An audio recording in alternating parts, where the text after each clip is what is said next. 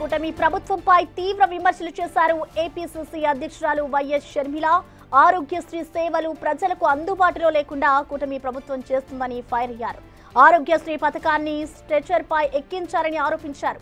14 రోజులుగా ఆరోగ్యశ్రీ సేవలు ఆపేసినా చంద్రబాబులో ఎలాంటి చలనం లేదన్నారు. పేదల ఆరోగ్య పరిస్థితి ఏమిటో చంద్రబాబు సమాధానం చెప్పాలన్నారు. పెండింగ్ బకాయిలను చెల్లించి తక్షణమే ఆరోగ్యశ్రీ సేవలు అందుబాటులోకి తేవాలని డిమాండ్ చేశారు. లేకుంటే ఆమరణ నిరాహార దీక్షకు దిగుతామని హెచ్చరించారు షర్మిల.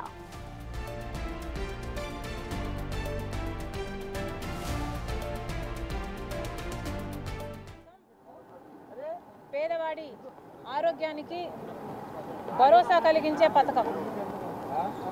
అలాంటి ఆరోగ్యశ్రీని అంటే పేదవాడికి ఆరోగ్యం ఇచ్చే వైద్యం ఇచ్చే ఆరోగ్యశ్రీని చంద్రబాబు గారు స్ట్రెచర్ ఎక్కించారు.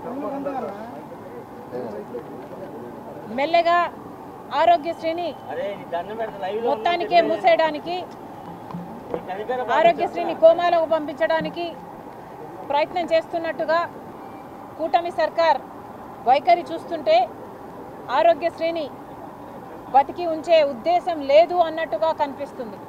మిమ్మల్ని నమ్మి ఓట్లేస్తే మరి చంద్రబాబు గారు ఈరోజు కనీసం ఆరోగ్య విషయంలో కూడా భద్రత కలిగించటం లేదు అంటే ఇక చంద్రబాబు గారు ముఖ్యమంత్రి పదవిలో ఎందుకున్నారో చంద్రబాబు గారికే తెలియాలి. ఆరోగ్యశ్రీ రాజశేఖర్ రెడ్డి గారి పథకం, ఆరోగ్యశ్రీ కాంగ్రెస్ పార్టీ పథకం.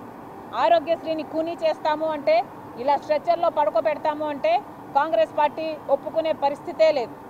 నిరాహార దీక్షకైనా దిగుతాం, ఆమరణ నిరాహార దీక్షకైనా దిగుతాం తప్పితే ఆరోగ్యశ్రీని మాత్రం చనిపోనివ్వమని రాష్ట్ర ప్రజలకు కాంగ్రెస్ పార్టీ హామీ ఇస్తుంది. ఆరోగ్యశ్రీ బకాయిలన్నీ చెల్లించండి. ఇప్పటికే 14 రోజులు దాటిపోయింది. ఇప్పటికే దాదాపు 1,00,000 మంది పేషెంట్లను రోజుకు కనీసం 6,000 7,000 వేసుకున్నా 14 రోజులుగా వీళ్ళందరినీ వెనక్కి పంపిస్తున్నారు. దాదాపు 1,00,000 మంది పేషెంట్లను ఇప్పటికే వెనక్కి పంపించేశారు ఆరోగ్యశ్రీ లేక. ఇప్పటికి 14 రోజులైంది. ఇది బాగోలేదు. చంద్రబాబు గారికి మళ్ళీ చెప్తున్నాం, మీరైనా స్పందించండి, లేక మేమైనా